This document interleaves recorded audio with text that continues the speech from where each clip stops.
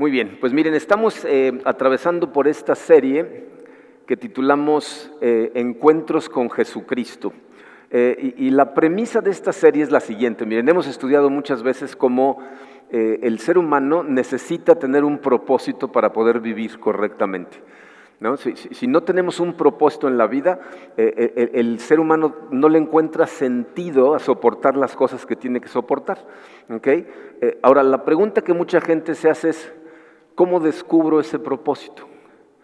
¿No? O ¿cómo le hago para vivir para ese propósito? Diferentes visiones del mundo le dan diferente respuesta a esa pregunta. Por ejemplo, si piensan en lo que está muy común hoy, la nueva era, lo que te dicen es, busca dentro de ti y vas a encontrar el propósito de tu vida, ¿no? Piensan que es algo que tenemos que encontrar allá adentro. Los antiguos filósofos griegos pensaban que el universo tenía un orden natural al que ellos le llamaban el logos del universo, lo platicamos la semana pasada.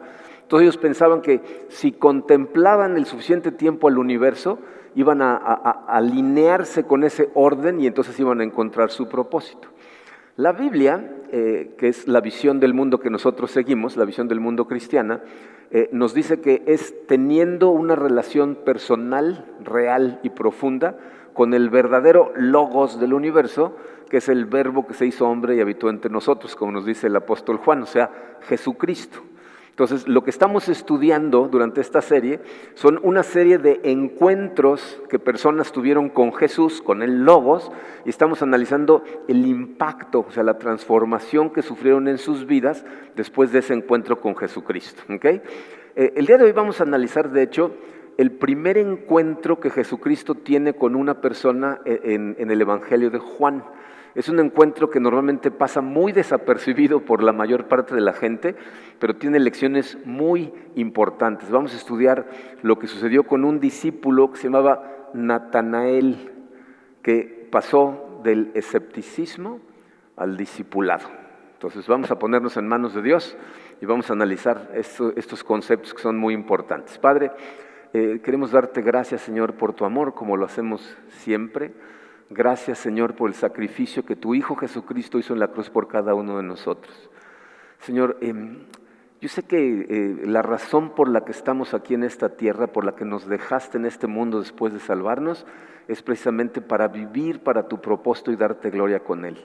Así es de que tenemos la esperanza de que aprendiendo de estos encuentros, Señor, tú nos enseñes precisamente cómo acercarnos mejor a ti. Sé que este es un mensaje que va a tocar a ciertos corazones en especial y te pido, Señor, que los vayas preparando desde este momento para que reciban estas cosas como lo que son, palabra de Dios que existe para transformar corazones. Nos ponemos en tus manos, Padre, en el poderoso nombre de tu Hijo Jesucristo. Amén. Bien, miren, este mensaje te va a tocar particularmente si eres una persona que tiene mucho escepticismo con respecto al cristianismo, ¿no? Si te haces muchas dudas, si te preguntas si estas cosas son ciertas, ¿no? O si conoces a personas que están en esa situación. Muchas veces la gente, cuando platico con ellos y me cuentan de interacciones que tienen con gente que no cree, me dicen, es que no sé qué decir, no sé cómo explicarles. Entonces, pon atención a este mensaje porque es precisamente lo que va a suceder con esta persona que se llama Natanael, ¿ok? Bueno, miren, justo después de que Juan nos dice que Jesucristo es el verbo que se hizo hombre, nos muestra estas interacciones y la primera de ellas es con un grupo de lo que podemos llamar estudiantes. En la época de Jesucristo, en Jerusalén no había universidades, obviamente, ¿no? Entonces, si tú querías estudiar en esa época, lo que hacías es buscabas a un maestro y lo empezabas a seguir, ¿no? Entonces, tenías la esperanza de que tomara como un discípulo y te empezara a enseñar, ¿no? De hecho, había una bendición de aquella época que decía que el polvo de tu maestro te cubra. Porque la gente seguía a los maestros, pero literalmente, o sea, no se trataba nada más de escuchar enseñanzas esperando que yo algún día las entendiera, sino se trataba de ver cómo el maestro vivía su vida. Entonces lo andaban siguiendo y veían cómo trataba a la gente, cómo manejaba el estrés, cómo aplicaba sus mismas enseñanzas a su vida, con la esperanza de que ellos empezaran a aprender eso y su vida fuera transformada por esa enseñanza. Entonces, como andaban caminando por terrenos, por caminos que no estaban pavimentados, los discípulos que estaban más cerca se cubrían con el polvo que levantaba el maestro, y por eso la bendición era que el polvo de tu maestro te cubra. Bueno, en esa época había muchos maestros espirituales, pero sin duda el más intenso de todos era Juan el Bautista. Juan el Bautista, que empezó a predicar la llegada de Jesucristo antes de que Jesucristo empezara su ministerio, tenía un grupo de gente que lo seguía, ya tenía él varios discípulos. Pero acuérdense que Juan lo que estaba predicando precisamente es que el reino de Dios estaba cerca y que el Cordero de Dios estaba a punto de llegar. Entonces, el día en que Jesucristo hace aparición en la escena, ¿verdad? Y Juan dice, ese es el Cordero de Dios, algunos de sus discípulos lo empiezan a seguir, ¿no? Entre ellos Andrés, el hermano de Pedro, y vamos a ver cómo a uno de los primeros que llama a Jesucristo a seguirlo es otro discípulo de Juan el Bautista que se llamaba Felipe. Y Felipe lo primero que hace cuando Jesucristo lo llama es ir a ver a su amigo Natanael y tratar de llevárselo para que siga a Jesucristo. Pero como vamos a ver, Natanael es un poco escéptico hasta que tiene este encuentro con Jesús. Está en el capítulo 1 del Evangelio de Juan, voy a leer los versículos 43 al 51, dice así. Al día siguiente Jesús decidió salir hacia Galilea, se encontró con Felipe y lo llamó, sígueme. Felipe era del pueblo de Betsaida, lo mismo que Andrés y Pedro. Felipe buscó a Natanael y le dijo, hemos encontrado a Jesús de Nazaret, el hijo de José, aquel de quien escribió Moisés en la ley y de quien escribieron los profetas. ¿De Nazaret?, replicó Natanael. ¿Acaso de ahí puede salir algo bueno? Ven a ver, le contestó Felipe. Cuando Jesús vio que Natanael se le acercaba, comentó, aquí tienen a un verdadero israelita en quien no hay falsedad. ¿De dónde me conoces?, le preguntó Natanael. Antes de que Felipe te llamara, cuando aún estabas bajo la higuera, ya te había visto. Rabí, tú eres el Hijo de Dios, tú eres el Rey de Israel, declaró Natanael. ¿Lo crees porque te dije que te vi cuando estabas debajo de la higuera? Vas a ver aún cosas más grandes que estas. Y añadió, ciertamente les aseguro que ustedes verán abrirse el cielo y a los ángeles de Dios subir y bajar sobre el Hijo del Hombre. Entonces miren, aquí podemos ver cómo de entrada Natanael tiene un problema. Les puse el número 1 romano en su programa, dice, el problema de Natanael es escepticismo. ¿Okay? Es una persona escéptica. Y este escepticismo en Natanael puede ser causado por una de dos causas. Una de ellas es el menosprecio que siente. O sea, podemos ver cómo Natanael es medio pedante, a lo mejor incluso un poco racista, ¿no? Porque se acerca a Felipe y le dice, encontramos a Jesús. Y fíjense cómo lo describe en el versículo 45. Aquel de quien escribió Moisés en la ley y de quien escribieron los profetas. O sea, lo que le está diciendo es, ya encontramos al Mesías. Ya encontramos al Salvador que iba a mandar Dios, la persona que tiene la respuesta a las preguntas más importantes de la vida, ya lo encontramos. Y viene de Nazaret. Si recuerdan, la semana pasada les decía yo que la gente de Jerusalén veían hacia abajo, o sea, con desprecio, a los galileos, ¿no? Y Nazaret es una parte de Galilea. Esa característica de ver a la gente hacia abajo es común en el ser humano, ¿eh? En todos los países del mundo, grupos de gente ven a otros grupos de gente hacia abajo. ¿Y saben cómo maneja la situación la gente que es menospreciada? Buscan a quién menospreciar para no sentirse tan mal. Yo me acuerdo la primera vez que fui a República Dominicana de trabajo, nunca había ido a un país del Caribe, y llegué y era la primera vez que yo veía un lugar en donde la gente predominantemente, yo resaltaba por mi color más blanco. No, toda la gente era mucho más oscura que yo. Y recuerdo que tuve que tomar un taxi para ir de Santo Domingo hasta Punta Cana, que era donde iba a trabajar, y empecé a platicar con el taxista en el camino, y le digo, ¿y cómo están las cosas aquí en Dominicana? Y me dice, bien, tranquilo, hay chamba. Dice, el problema es que nos están invadiendo los haitianos. Haití y Santo Domingo comparten una isla, ¿no? Se nos están invadiendo los haitianos. Le digo, ¿y quiénes son los haitianos? Dice, los negros esos que ven en la calle. No, o sea, ¿no? Mi jefe, cuando trabajaba yo ahí en Melilla, me decía, los alemanes discriminan a los españoles a los mexicanos a los dominicanos a los haitianos, y los haitianos seguro tienen un vecindario que discriminan también, ¿no? Porque esa es la condición humana, ¿no? Y eso es exactamente lo que está pasando aquí, porque ¿saben de dónde es Natanael? Es de Galilea. O sea, él no es de Jerusalén, es de Galilea, pero se siente como que puede despreciar a Nazaret, porque Nazaret es todavía más primitivo que el lugar de donde él era, que era Betsaida. Entonces está diciendo, nazarenos, ¿no? O sea, lo está viendo hacia abajo, ¿no? Dice en el versículo 46, ¿de Nazaret? ¿Acaso de ahí puede salir algo bueno? Miren, por alguna extraña razón, las cosas siempre funcionan de esa manera. Siempre hay un grupo de gente que es la gente bonita, la gente buena, la gente correcta, y los otros, ¿no?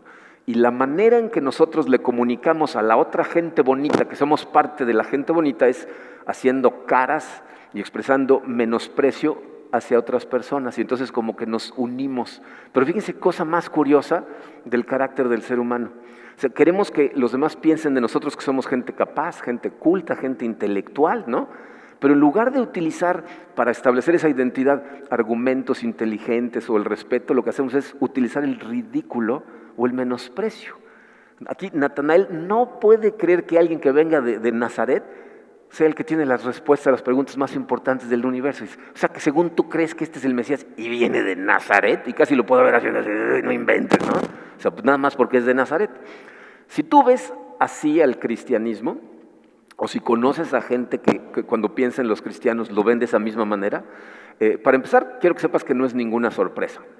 Mucha gente ve al cristianismo como Natanael veía a Nazaret. Pero si ese es tu caso, hay dos cosas que necesitas considerar. Número uno, dice su programa, cuando muestras desprecio por algo, es muy difícil reconciliarte con ello. O sea, si tú muestras desprecio o desdén por algo o por alguien, la creatividad que necesitas para poder resolver las diferencias entre tú y esa persona, o entre tu manera de pensar y esa forma de pensar, desaparece. O sea, la esperanza de establecer una relación con esos conceptos se vuelve prácticamente nula. Y me explico, miren. Una de las analogías que utiliza la Biblia para enseñarnos acerca de la relación de Dios con el hombre es el matrimonio. ¿Okay? Siempre usa constantemente el matrimonio para que entendamos cómo Dios persigue el corazón del hombre. Hay una autora que se llama Tara Parker Pope, que escribió un libro para matrimonios que se llama En las buenas, ¿no? Haciendo referencia a los votos, cuando decimos en las buenas y en las malas, bueno, pues se llama En las buenas, ¿no? Y dice ella que hacer caras de menosprecio mientras tu pareja está hablando es una señal de serios problemas en la relación. Dice que los consejeros matrimoniales normalmente están atentos a ese tipo de señales porque reflejan un menosprecio por parte de la pareja. De acuerdo a ella, un matrimonio puede soportar decepción, puede soportar desacuerdos, puede soportar dolor y frustración, pero lo que no puede soportar es el menosprecio constante de la otra persona. El menosprecio literalmente mata la relación. ¿Por qué? Porque cuando la persona está diciendo algo y tú haces unas caras, ya dejas de escuchar, ya no hay comunicación, ¿ok? Y lo mismo sucede en tu relación con Dios y en tu relación o en tu aceptación del cristianismo. Fíjate, necesitas ver la visión del mundo cristiana como algo con lo que necesitas tener una relación. Si lo vas a analizar, necesitas relacionarte con estas ideas, pero si de entrada las ves con desprecio, ni siquiera va a haber la posibilidad de razonarlas o de buscar alguna forma creativa de analizarlas para saber qué tan válidas son. Y entonces lo que haces es las desechas antes de escucharlas. Y aunque la forma en que tú estés viviendo la vida, es decir, aunque la visión del mundo que estés siguiendo no te esté funcionando en lo más mínimo, te esté dando resultados pésimos, de todas maneras no vas a escuchar. ¿Por qué? Porque ya la desechaste desde antes y nunca le vas a dar una oportunidad. Y eso es exactamente lo que Natanael estuvo a punto de hacer, de menospreciar la idea. A ver, vamos a cambiar de micrófono porque esto es muy complicado así. Voy a prender el otro, Vic.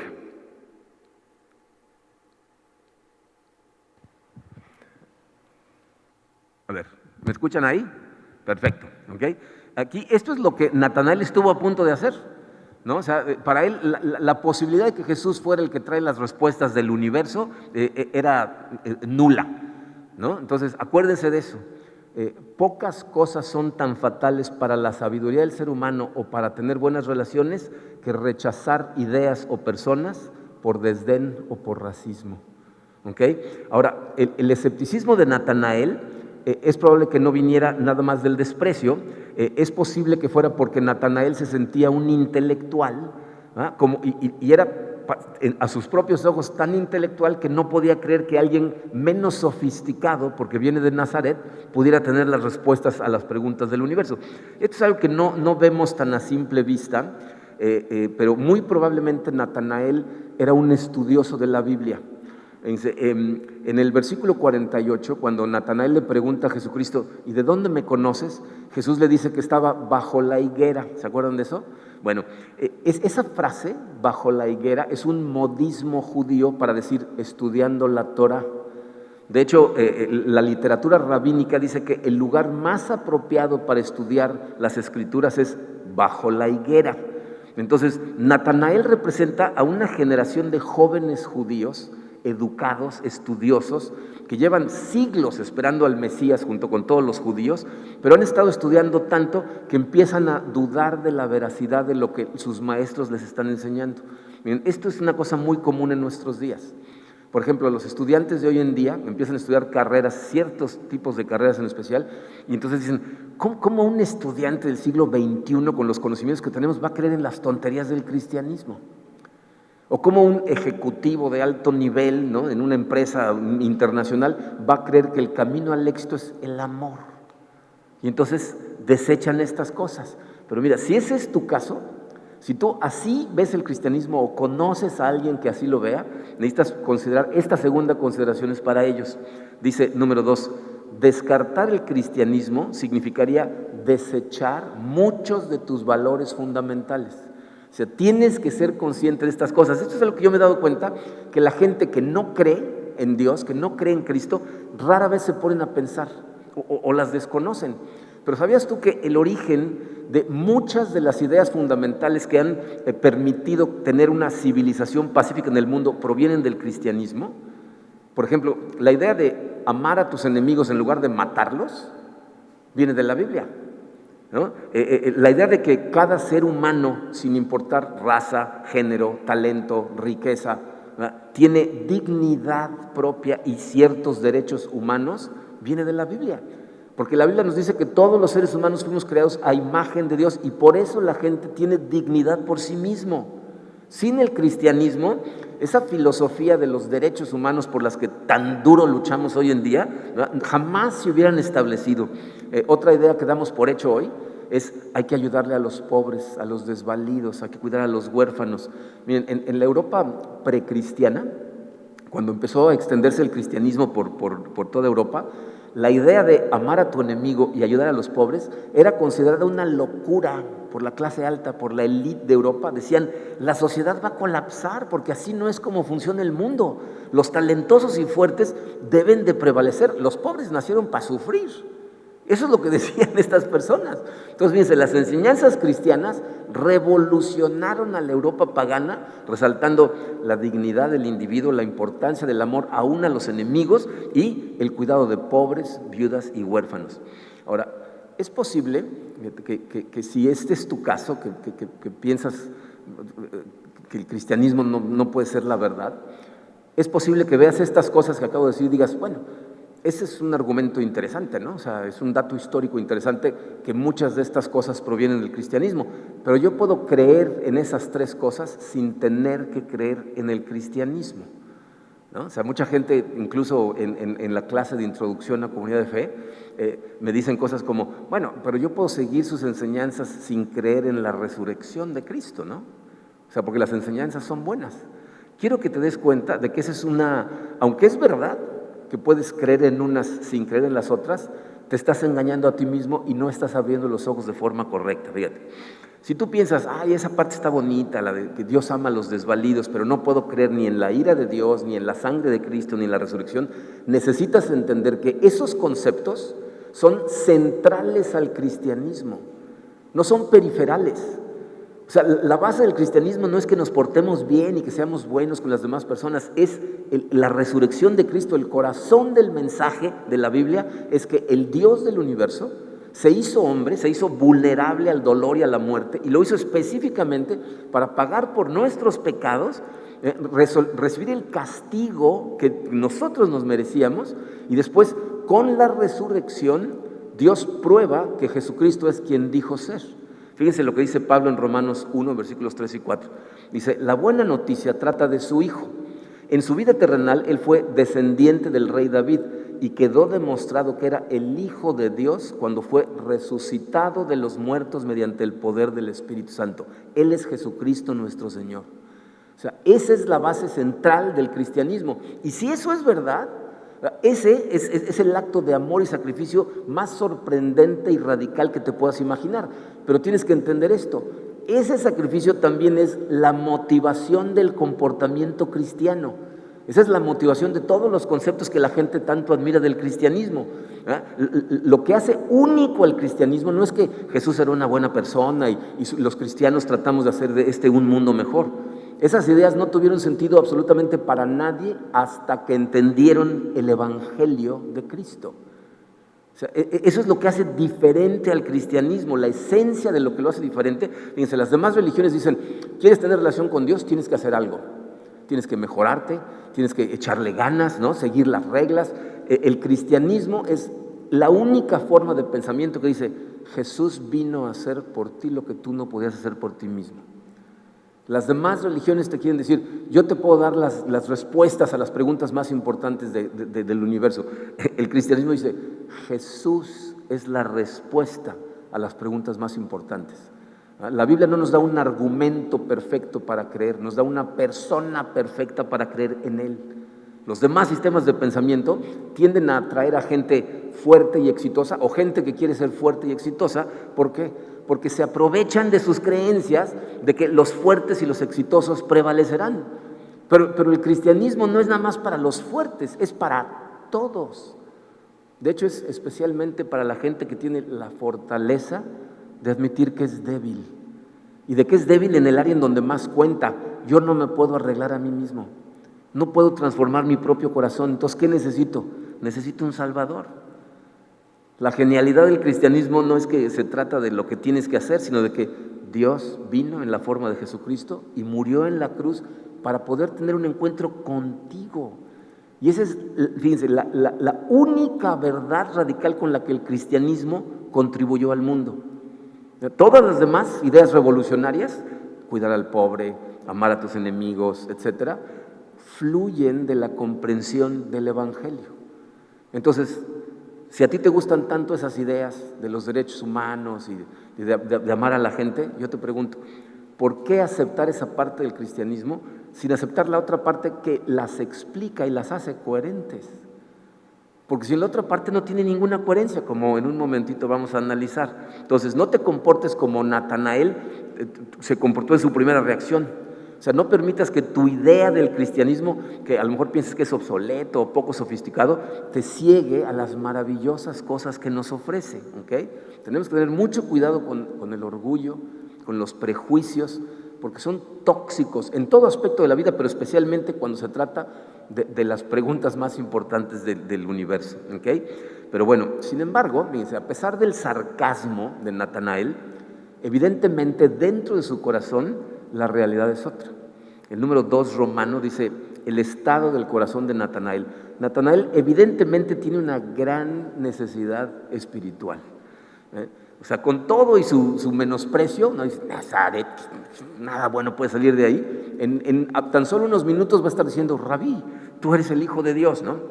En cuanto Jesús le da un poquito de evidencia de quién es Él, Natanael cambia de opinión rápidamente. De hecho, demasiado rápido. Jesús, se van a dar cuenta más adelante, lo va a reprender porque cambió de opinión tan rápido. Ahora, yo no sé si a ti te sorprenda su inmediato cambio de opinión. A mí honestamente no me sorprende porque lo he visto muchas veces. Desde cuando empezamos a planear el inicio de esta iglesia, una de las cosas que nuestro pastor Mark Schuck nos pidió que hiciéramos el equipo que empezamos esta iglesia, es que platicáramos con mucha gente antes de empezar la iglesia para que entendiéramos cuáles eran sus necesidades percibidas, ¿no? Y entonces le platicamos a la gente que nosotros queríamos iniciar una iglesia en donde toda la gente que viniera se sintiera cómoda, se sintiera a gusto, se sintiera en familia, sin importar de la clase social de la que viniera. Y entonces me preguntaban, ¿y estás pensando también en la clase media y la clase media alta? Le digo, sí. Y me decían, no van a venir. No van a venir. Yo decía, ¿por qué no? Me dice, pues porque menosprecian el cristianismo, lo ven hacia abajo. Y sin embargo, casi 19 años después, aquí estamos con una comunidad de más de 1,500 personas que está formada por personas de todas las diferentes clases sociales, incluyendo clase media, media alta y uno que otro colado de la clase alta, ¿no? Pero bueno, ¿no? Pero aquí estamos, ¿por qué? La razón es exactamente la misma por la que Natanael tiene su cambio de opinión, porque debajo de su careta pública de sofisticado tiene una necesidad espiritual enorme. Muchas personas en nuestra sociedad quieren parecer hacia los demás como que todo está bajo control, no tienen problemas, no necesitan ayuda, no necesitan encontrar respuestas a las cosas del universo, pero por debajo de esa careta externa tienen una necesidad espiritual, es decir, tienen un vacío en su corazón porque los resultados que les dan las formas de pensar que han estado siguiendo no funcionan. ¿Bien? Y entonces tienen una batalla interna y eso es exactamente lo que le está pasando aquí a Natanael, ¿no? Con todo y su burla, fíjate, piensa en esto, dice, ay, de Nazaret, y le dice Felipe, ven, vamos a ver, vamos. ¿Por qué fue? O sea, si pensaba tan poquito de Nazaret, ¿por qué fue? Porque como muchos jóvenes judíos de la época, tenían una batalla interna. Fíjense, los judíos en ese momento siguen estando oprimidos por Roma, y la mayoría de ellos, los escritos de la época, no entendían lo que Dios estaba haciendo, no entendían qué estaba sucediendo, y entonces tienen una crisis de identidad, pero colectiva, ¿no? Se preguntan cosas como, ¿será que todavía estamos esperando al Mesías? ¿Será que seguimos siendo el pueblo de Dios? O sea, evidentemente no están satisfechos con las respuestas que están obteniendo y entonces deben haber sentido tan insatisfechos, ¿no? Sobre todo de su comprensión espiritual, que el pensamiento le debe haber cruzado por la cabeza a Natanael diciendo, pues vamos a darle una oportunidad a Nazaret, ¿no? Por improbable que parezca, a lo mejor esta es la respuesta. Entonces, muchos estudiantes hoy en día batallan con las mismas preguntas y también se encuentran profundamente insatisfechos con los resultados que lo que el mundo les ha enseñado a hacer les está produciendo. Pero fíjense, si tuvieran la disposición de analizar con lupa no nada más nuestras creencias, sino las de ellos y las compararan, cambiarían. Mucha gente que dice que no cree en el cristianismo dice, yo no creo en nada, pero eso no es cierto. O sea, si tú no estás siguiendo a Cristo, estás siguiendo otra cosa, aunque no te des cuenta, tienes fe en algo. Y lo que no se dan cuenta es en qué están teniendo fe, pero si lo compararan, se darían cuenta de que Cristo es la verdad. Miren, un ejemplo clásico de esta situación le sucedió a un poeta muy famoso inglés que se llamó W.H. Auden. Auden, por ahí de 1939, dejó la iglesia, él había crecido en la iglesia toda su vida, y al igual que todos sus amigos intelectuales ingleses, se empezaron a salir de la iglesia y él se fue a vivir a Nueva York. Entonces empezó la Segunda Guerra Mundial, en 1939, y por ahí de 2 años entrada la guerra, de pronto Auden tuvo una transformación y regresó a la iglesia, en serio, con dedicación, lo cual sorprendió a todos sus amigos y a la iglesia, ¿no? Como que dijeron, ¿y ahora qué le pasó, no? Él relata de dónde viene el cambio en un libro que escribió que se llama Pergaminos Modernos de Canterbury. Y dice él ahí en ese libro que una de las cosas que le causó a él un shock total es que los nazis ni siquiera pretendieron que creían en la justicia y en la libertad para todos. Abiertamente Hitler atacaba el cristianismo. Mucha gente piensa equivocadamente que Hitler era cristiano, pero no es verdad. La mamá de Hitler era una devota católica, pero el papá era un ateo activo que le metió una serie de ideas en su cabeza que él las mantuvo toda su vida. Entonces él odiaba a los judíos, pero en segundo lugar a los cristianos. De hecho decía que cuando terminara con los judíos iba a poner en su lugar a la iglesia cristiana. Él decía que ese concepto de amar a tu prójimo solamente era apto para afeminados débiles. Entonces para Auden fue un shock, ¿no? que esta negación de los derechos humanos no se estaba dando en un país primitivo, sino en una de las naciones más educadas de Europa. Entonces de pronto se dio cuenta que esos valores que él consideraba como autoevidentes, ¿no?, que deberían ser evidentes para todos, no lo eran para toda la gente.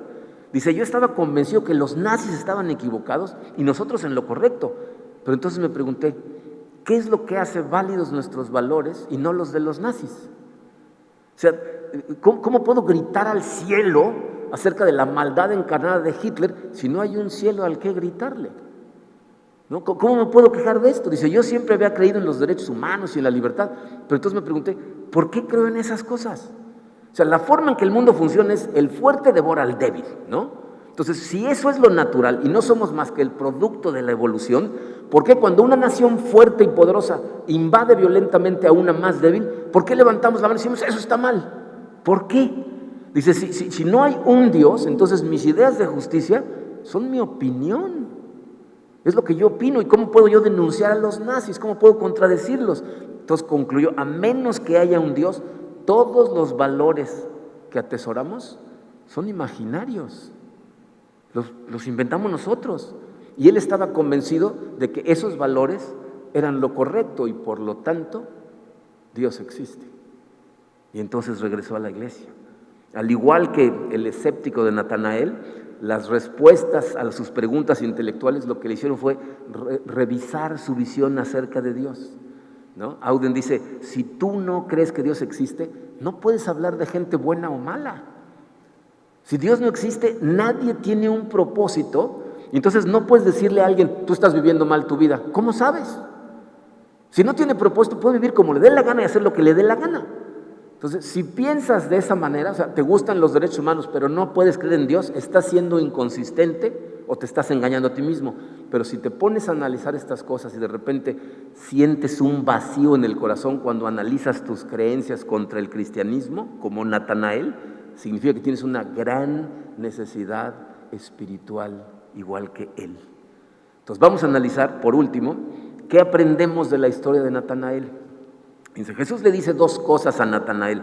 Primero, en el versículo 47, se refiere a él como un verdadero israelita en quien no hay falsedad. Miren, esa es una frase que usa Jesucristo, que la verdad es que le está hablando con amor, ¿no? Le está diciendo las cosas con mucha gracia, porque yo te aseguro que sus amigos más bien lo consideraban un grosero, ¿no? Natanael era el tipo de persona que le dice cosas hirientes a la gente y cuando lo confrontas dice, es que yo no tengo pelos en la lengua, ¿no? Se ufanan de herir a la gente con sus palabras. Yo te aseguro que no a toda la gente le caía muy bien Natanael, pero Jesucristo, dice, nos muestra mucho de su carácter cuando le habla con calidez, aún confrontando. Entonces lo primero que aprendemos, número uno, dice, Jesús nos conoce hasta el fondo y aún así nos trata con amor.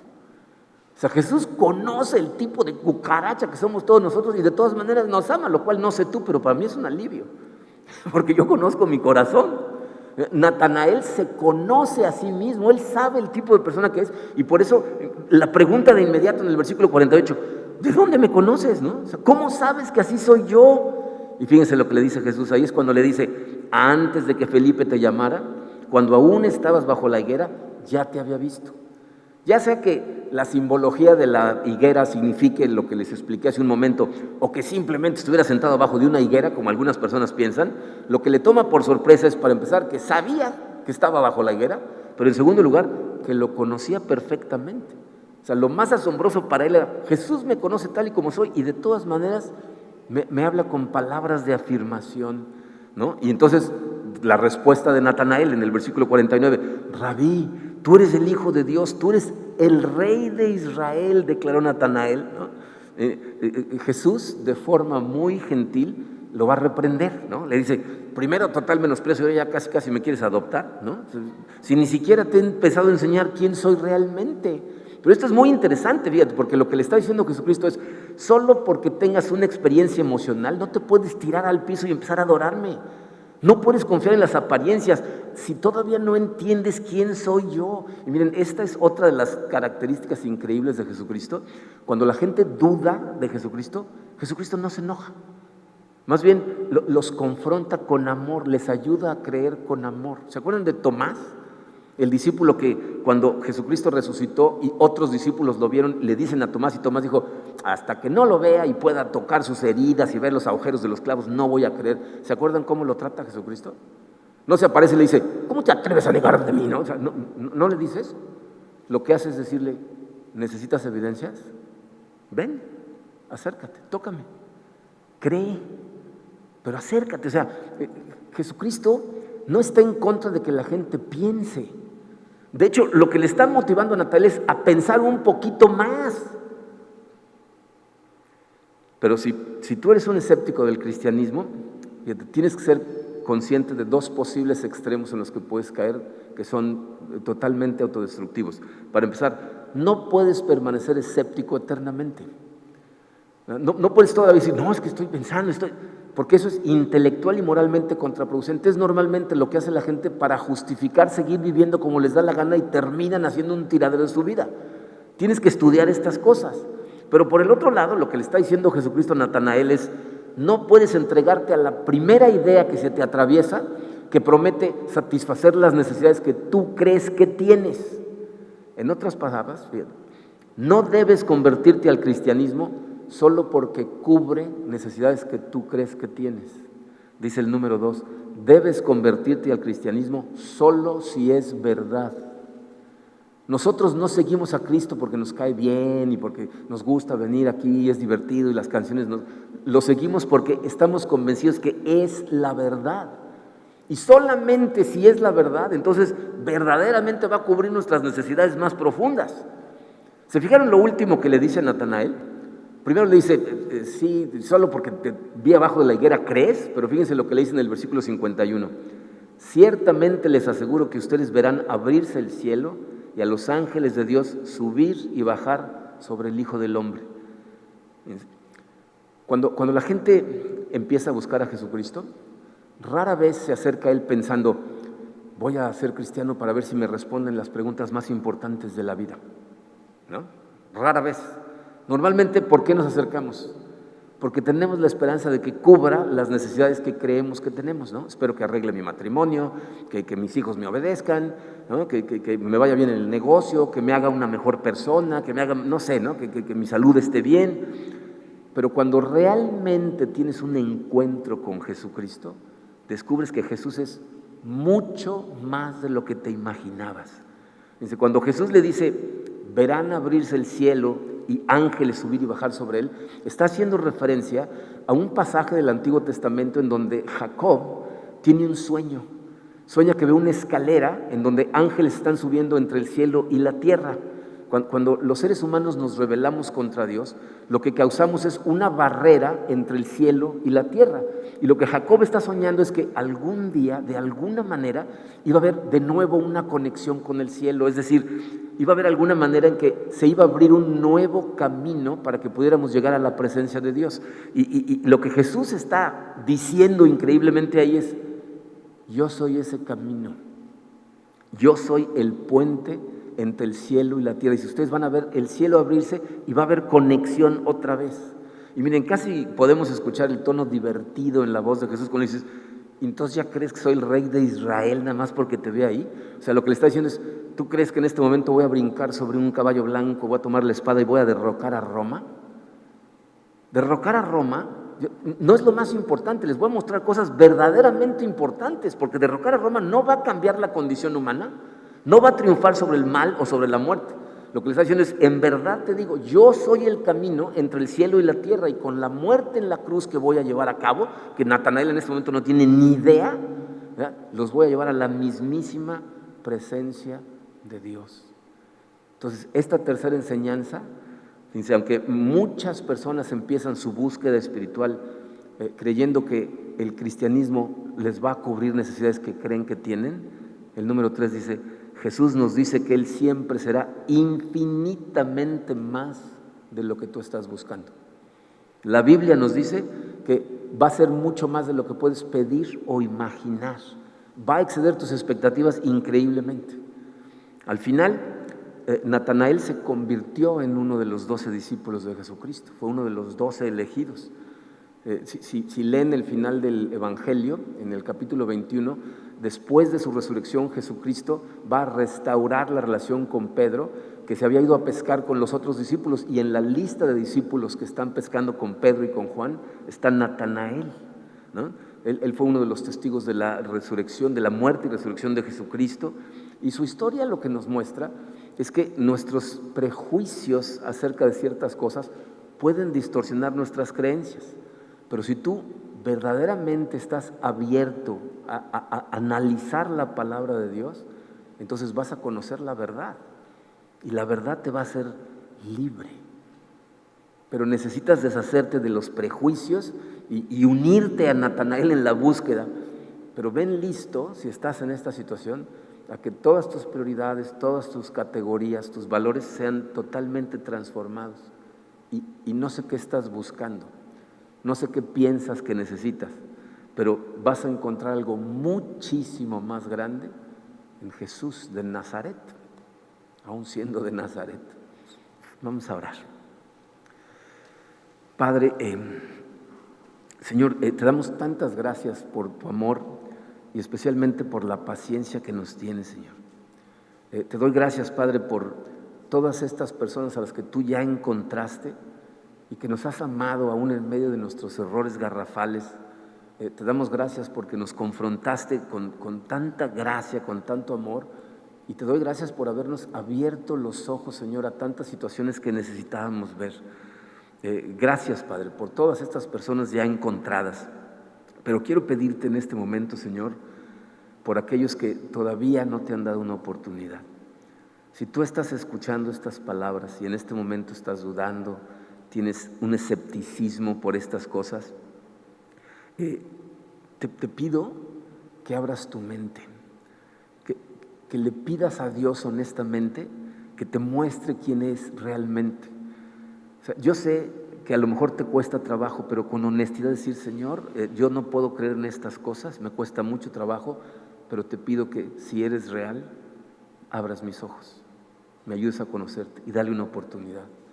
Padre, yo te pido por el corazón de todas estas personas que están dudando acerca de la autenticidad de tu Hijo Jesucristo, y que tengas la misericordia de tocar sus corazones, abrirles los ojos y llevarlos a conocerte realmente, para que se den cuenta que en ti encontramos mucho más de lo que estamos buscando. Gracias, Señor, en el poderoso nombre de tu Hijo Jesucristo. Amén.